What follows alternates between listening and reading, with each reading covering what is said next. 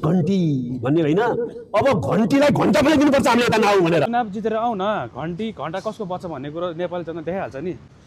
जो मान्छे चाहिँ जिन्दगीमा एकचोटि पनि चुनाव जितेको छैन, चुनाव लडेको पनि छैन, त्यो मान्छे चाहिँ देशकै सबैभन्दा ठुलो पदमा गृहमन्त्रीदेखि रक्षा मन्त्रीदेखि उप प्रधानमन्त्री समेत भइसकेका मान्छे अहिले घन्टीलाई घन्टा बजाउनुपर्छ भन्दैछ नि भाइ।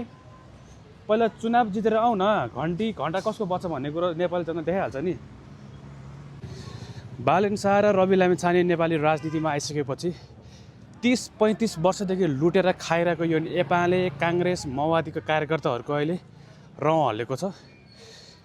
तिमीहरूलाई बालेन शाह र रवि लामिछानेको सरकार आयो भने एक हिसाब गरेर तिमीहरूको घोप्रो ठ्याक पारेर तिमीहरूलाई घोप्टो पारेर हान्नुपर्छ। देश अहिले यो अवस्थामा पुगेको छ, देश अहिले एसियाकै सबैभन्दा गरिब मुलुकमा पुगिसक्यो। अझै चिन्ता छैन, खालि रविको विरोध गर्ने, बालेनको विरोध गर्ने,